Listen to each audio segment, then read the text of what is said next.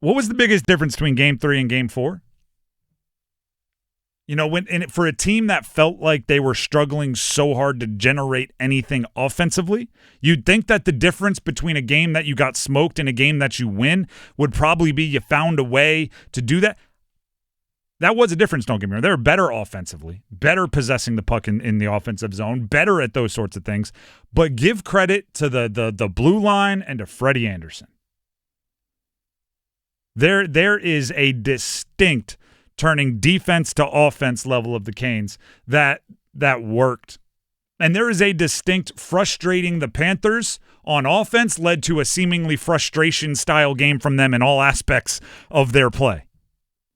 The biggest difference between Game 1 through 3 and Game 4, not the forwards, to me it was the defense and Freddie in net. And I want to stand up for Freddie real quick here. Because the number one thing I've heard, and they're attempting to compliment him, about Freddie Andersen after Game 4 was he made the saves he needed to make. He made them all. It was a shutout. He made the ones he had to make, the ones he didn't have to make. He made every single save. When you say he made the saves he needed to make, it sounds like he gave up 3, but then like tightened up in the last 10 minutes and made a couple good saves in like a 1-goal game. The dude didn't allow a goal.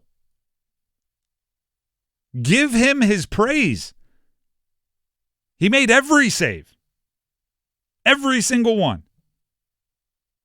Which I guess technically is making the saves he needed to make. Like, you're not lying, but you're not giving the full story either. Yeah, he needed to make all 20. But maybe he didn't, right? Because the Canes scored at least one kind of straight up. So if it goes 1-1 and it goes into, you don't know how many he needed. He made every save. Every single one. The rest of the blue line, stand up and take a bow. And matter of fact, Jaccob Slavin, take 2. Jaccob Slavin's going to get the curtain call. That was an unbelievable performance. He is a superstar.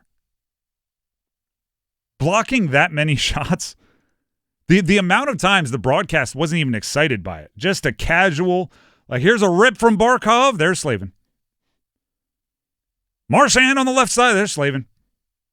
And it was routine, but what he was doing was literally like building new bruises across his body. He was just taking shot after shot as a superstar, just to the shoulder, to the arm, to the stomach, to the stick, to everywhere.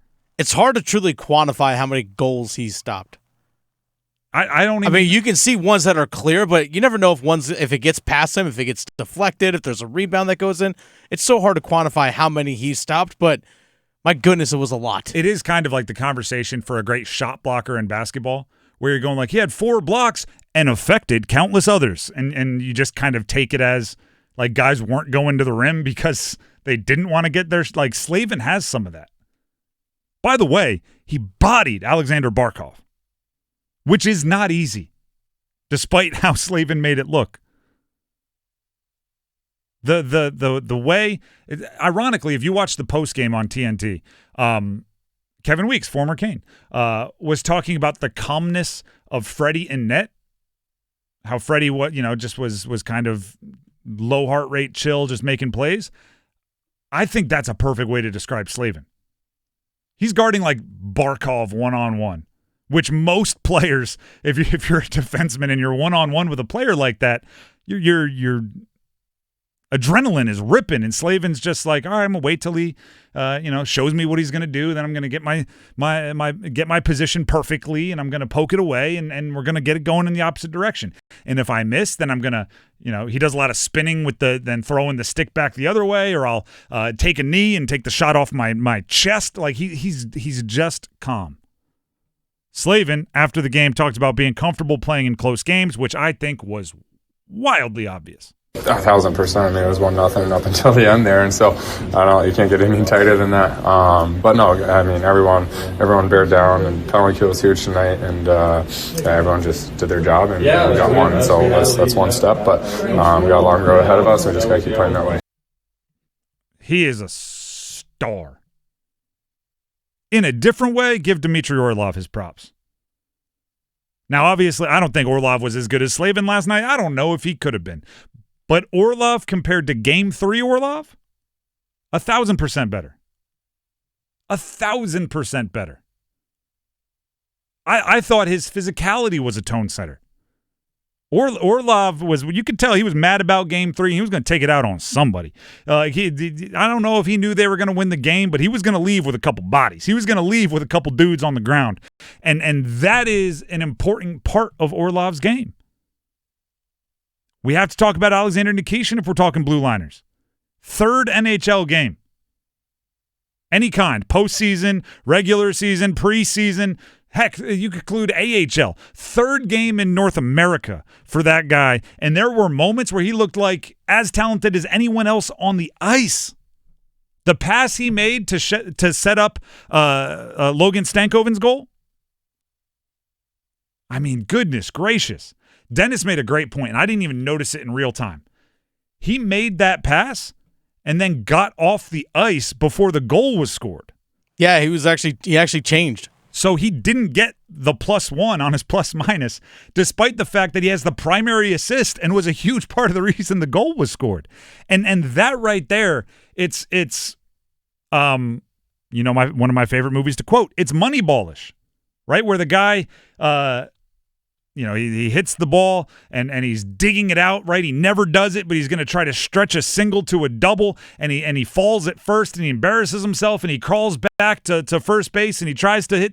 And what's the moral of the story? The ball went 40 feet over center field fence, and the guy just had no idea when he made contact with it that he hammered it that well. That's kind of what Nikishin did. Nikishin made a pass and thought it was just another run-of-the-mill pass and went and changed and got off the ice, turned around. Turns out he had found a wide-open Logan Stankoven with a no-look pass from tape to tape, just perfect. And Stankoven went and buried it off the post. And Nikishin's making it, hopping over the bench going like, oh, what happened? Had no clue. Brent Burns didn't make the big dumb turnover at times that he has made and played 25 minutes at 40 years old. Shane Gostisbehere, I don't know if there's specific things to point to, but he was out there doing everything he could. Just out of Dennis, you brought up he was killing penalties. Which out is there blocking shots, killing penalties, which is not Gostisbehere's job. No, not what he does, and not what his skill set would imply. Obviously, for that game, it was his job, and he's even said so himself. It strikes me as like the perimeter 3-point shooting wing who, due to foul trouble, has to go down and guard a big, and he's just like, I don't know what I'm doing down here, but I'm gonna hustle and I'm gonna push and I'm gonna do my best guarding this 7-footer at 6'5". But if it's what the team needs, it's what the team needs. I was really impressed. And Scott Morrow, in what was essentially 8 minutes of high stakes hockey, because he played after they scored the second over empty netter till the end. In 8 minutes, he gave it as good a try as he could have. There was at least one shot that got through from the point that looked confident. It was a good day for the blue line, up and down. Great day for some of them. Grinding day for some of them, but all of them deserve their flowers. Give them their praise, including Freddie.